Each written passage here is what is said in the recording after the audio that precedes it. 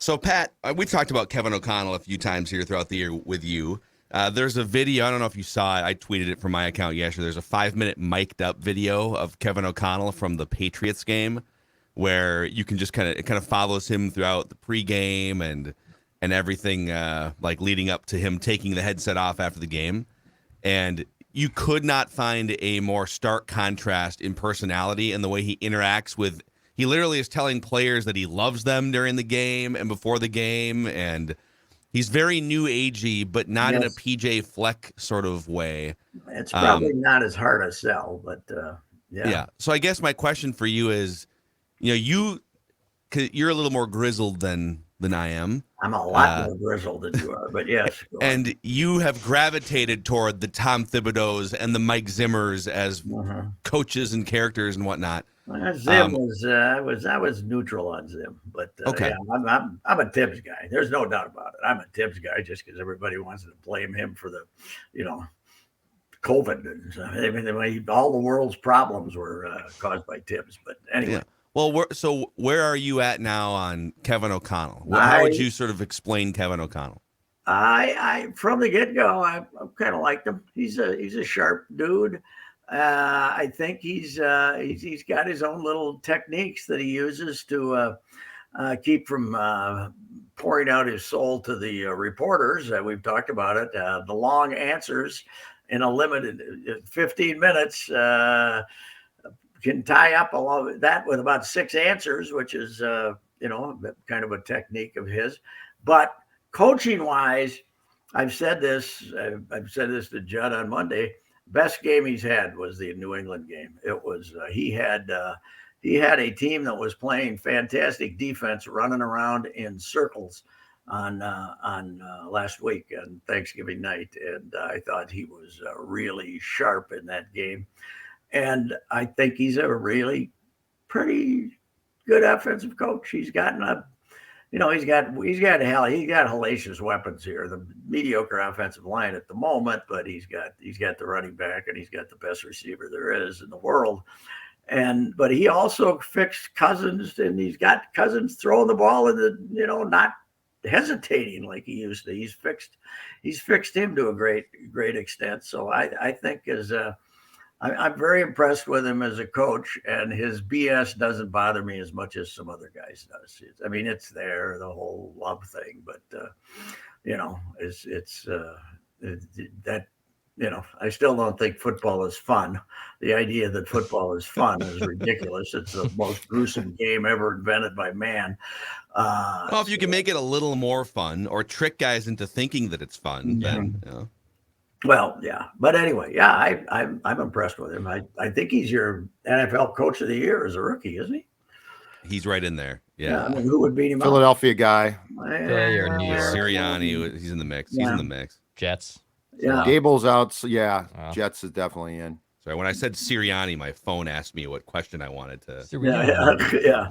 Yeah, I suppose, but I think that it's funny how there's still, Tony Grossi from Cleveland has covered the Browns for 100 years, and I don't know who he's writing for. He might be doing an independent thing now, but I saw a quote. I saw a text from him after the Patriots game saying the Vikings are frauds. The Vikings are, ripping the Vikings is not a serious contender, and I really don't know how you can watch this and have that opinion. I think they're pretty good. Yeah. Great first line players. Now you watched Buffalo last night, they're missing 6 or 7 guys. If you were missing, would we be that good if we were missing that many players? Would the Vikings be that good if we were missing that many players? Many top flight players. I don't know, but I think they're contenders. I really do. Certainly in the NFC, they're contenders. They could go to the Super Bowl. They probably won't win it, but they could go. And I'd love to see him go to the Super Bowl and get one for the thumb. That would be great. Although one of my goals in life is to whatever it is I pass from this veil of tears, I hope we still haven't won a Super Bowl, because I think it kind of ruins the whole vibe. It ruined the vibe for the Cubs. Yeah, the Cubs are lame now. No one cares about the Cubs anymore. No one cares about the Cubs, including the Ricketts. I think what if we ever find true happiness is about? What if Viking fans ever find? Wouldn't you like to know what the state would do, though? Wouldn't you like to see that parade? Yeah, I don't like that much happiness. I don't really. I don't. 91, a lot of fun. Yeah. 87, a lot of fun. Yeah, it was. Certainly was. Yeah, it's I'm still betting on the first, even though it doesn't seem close. I'm still betting on the Stanley Cup to be the next thing we win. So never happened never happened in the NBA. Could have happened in the Super Bowl. Won't happen in the World Series for a long time. And so I'm betting on the Stanley Cup to be our next champion. You said that a World Series is not within. No, ain't happening. What about a playoff game? What about a playoff win for the Twins? Playoff win, yeah. Would we have a big civic celebration if they win a playoff? You know, the sad thing is his expectations, because Dex is young, are so low, he's halfway serious. All they want is a baseball playoff win or like a Wild Series win. If they win a playoff game, the parade doesn't have to be 94. Like, it can just be, go down 7th downtown or something. There's construction, I'm sure. Shut down Washington Ave for like a couple blocks. That's all. That's also a no-go. Construction. Sorry, guys. Vikings. I think Sunday becomes interesting though. Now that the Jets have a guy who apparently just doesn't hold the ball and wait to get hit. A quarterback that he's going to get it out quick and make short passes and see if they can throw it underneath that umbrella zone defense. And they got a good pass rush. So that could be that could be a sneaky game too, because last time they had a great. Now they've had an extra 3 days to recover, but last time they had a great game, they turned around and snuck it out. So it'll be see if there's as emotionally involved for the Jets as they were for the Patriots. So yeah, that could be a decent game on Sunday. On the Twins here, quick. So we want to get your thoughts on a couple things.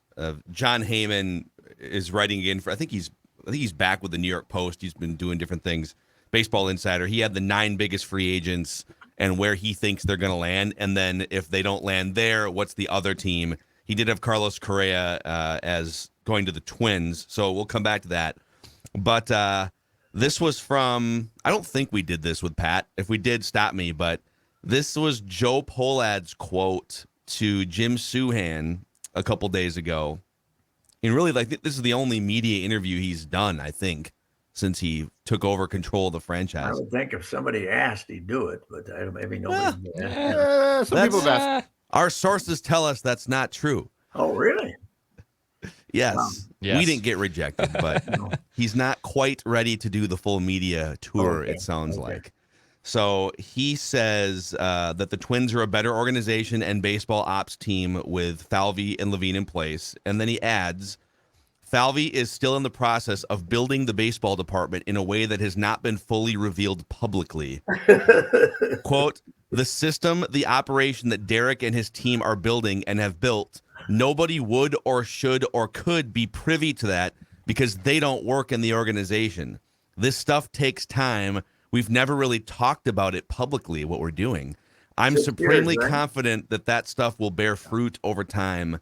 We'll get there. Just more Twins messaging of, hey, listen, we've got some stuff cooking that you wouldn't understand. That is some serious horse crap right there. But, it's been 6 years. They've brought in thousands of people. They got an endless number of guys walking around with iPads. They got Josh Kalk personally screwing up the pitching.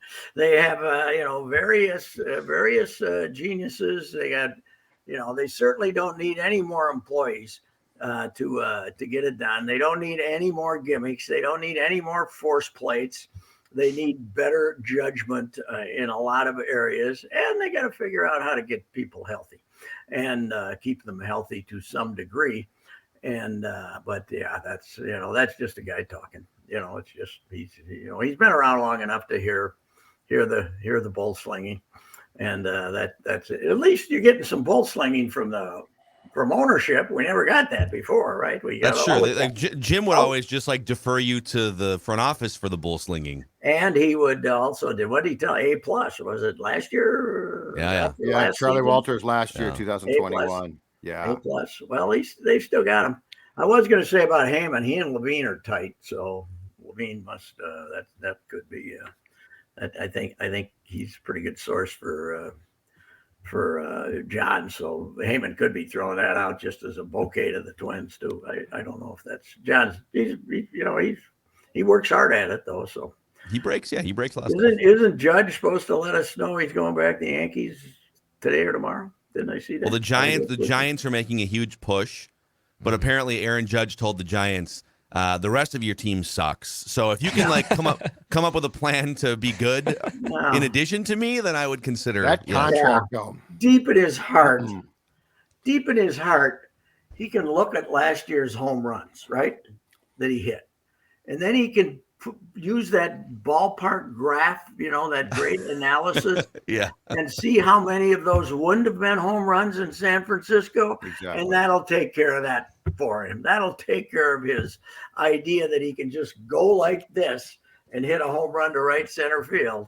That pond is a long ways away out there in right center field. He is not going to San Francisco. Yeah, if he was a lefty, it'd be kind of fun. Going to be though. That's my question. What's his term? Is he going to get 8 years from the Yankees? I think he's going to get. He's not young. He's 30. We'll be 31. He'll be 31 when the season starts. Start of the season starts. Yeah, I mean, it's like all of them. You get 4 years out of them, and then you have to pay them. Then you got to suck it up for the next 4 years, right? And you got to hope that. $35 million is not as much in 2027, 28, 29, and 30 as it is for the next 4 years. You know what I'm saying is that the baseball inflation continues. So the number, while it's huge, is not quite as huge as it was. So, and I don't know how you would say this to him in a negotiation because he just has you by the grapefruits, but there is no way, whether it's 5 years after or whether it's next year, he will never be as good as he was in 2022 ever again. He's only going to come up short of the bar. He not last year, I think just briefly, but he's had injuries too. He did not have, last year he wasn't.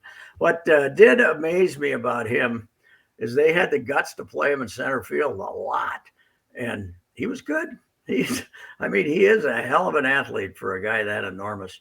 It's amazing how few athletes like that baseball gets now, that they all go play basketball or football or some damn sport. They don't get those guys. And he really, unless they're from the Latin America, they don't get those guys. And,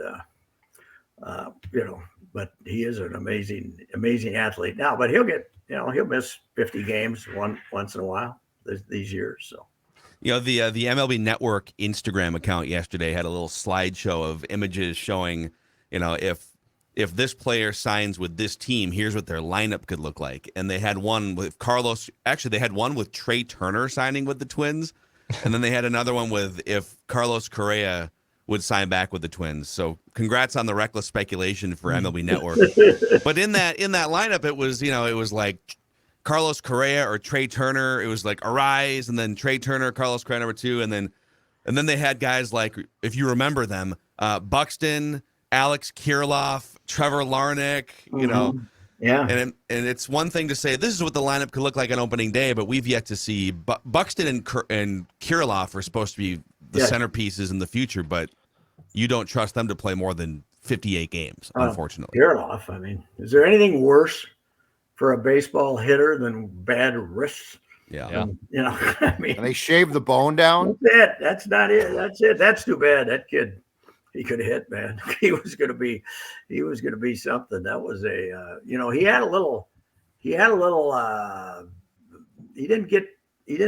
didn't lift the ball enough, because his swing had a little downturn instead of the line drives went down instead of up. But man, what a swing. It's they'll try to make plans for him, but who knows if you'd literally rather wreck your knee than have nagging wrist injuries. Yeah. So Prep Bowl today, ladies and gentlemen. It's they have 4 games start today and then 3 tomorrow. And I had enough free time after I woke up early today to try to figure out why the high school in Inver Grove Heights, which plays for the title today, Simley, is named Simley. Why is it named Simley? There's no town named Simley. There's no township named Simley. It's named Simley. Irvin T. Simley was the superintendent of schools in South St. Paul from 1926 to 1957. And then he was a consultant when they started their own school district in Inver Grove Heights, and he got a school named after him. How does he get a school named genius. after him? That's genius. Pretty How does he amazing. get a school named after him? Because he's a smart man. Very And a Zolgadian. consultant. A consultant. Consultant's the key to life. You got to be a consultant. You got a school named after him as a consultant. I bet he's got a skeleton of some sort, though, that if we dig hard enough, we can change the name tomorrow to Inver Grove Heights High. He was not in business when slavery existed in this country. And he was not in business when we were fighting the Native Americans. You know, it came after that, so there's a good chance he can succeed. Did he ever go to a rally dude like Jerry Jones? I saw a picture of him today. Obviously an old photo, but he didn't look like a guy that'd get in a lot of trouble. I don't think he was at the Crowd Hall getting hammered every night in South St. Paul with the guys from the stock. Like Royce High would be renamed immediately right now. Oh, God. Yes. Like we wouldn't be able to have it. You know, it's back to Fulda High. We would not. They would be going back to Fulda High for when they found out about my old man's pranks. They probably wouldn't. They would never go along with Judd, Benilde St. Margaret, so St. Margaret of Scotland is the second part of that. Yeah, it was and so that was established in 1907. I have heard some questionable things about St. Margaret of Scotland. I think Benilde St. Zolgad is maybe. I can't even get in their Sports Hall of Fame, okay? No. For doing great job on stats. Don't forget the high school paper. I can tell you, I graduated from Buffalo in 2003, so it's been almost 20 years. They have not invited me once back for anything whatsoever. Has Benilde invited you back ever for anything? I went back one time for one thing, but you know what? They want my money. I won't give it up. That's why. That's the problem. That's why. A friend of mine, Prior Lake High School didn't start till like the late 40s, early 50s. But a friend of mine a couple of years ago called me and says, "Hey, we're thinking about putting you in the Athletic Hall of Fame out here." And I said, "Okay." I was there for 1 year. I went out for football. I would have been a second teamer, except I popped my knee and didn't play. Then I played on a bad basketball team. And then I played baseball and got thrown out for being suspected of drinking beer for 2 weeks during that already short baseball season. I said, I don't think that. That's why you're my hero, Pat. That's why you're my hero. I don't think I qualify. Thank you very much. There has probably only been in the history of Prior Lake 7,000 better athletes. So I don't think we should probably do this. Let's not do this. Come on. Amazing. Wow. What a noble man turning down this accolade. No. That was an avoidance of ridicule. That's what that was. That was not a lack of ego. That was a foresight is what that was. Amazing. Yeah. All right, Vikings Jets. Who wins? I'm picking the Jets. I'm right on everything. I'm picking the Jets. 20-17. 2017 Jets. Jefferson sprains an ankle, doesn't finish the game. Wow. Misses 2 weeks. What a buzzkill. Jefferson's going to miss 2 weeks with a little ankle sprain. Yeah, can we go on the record with that? Is that write that down? Write that down. Things are going too good. Write this down. Things are going too good. Jets win. Jefferson gets minor hurt. Now, I'm not talking about a broken leg or anything. Wow. Minor injury. That's my prediction. Okay. No, there won't be a bone sticking out, but he will be sidelined. No bones. He won't grimace as bad as Cat did. He won't. He'll get up and walk off. You just can't stand the joy, Patrick. That's your problem. You can't stand the joy that's permeating this town. I'm making a prediction. I'm just making a prediction. I sense an injury, an important injury coming up here pretty soon. Beware the Ides of March. Yes. All right, Pat. Goodbye. See you later. All right, that's Rapping with Royce here. Mackie and Judd in the SKOR North YouTube channel.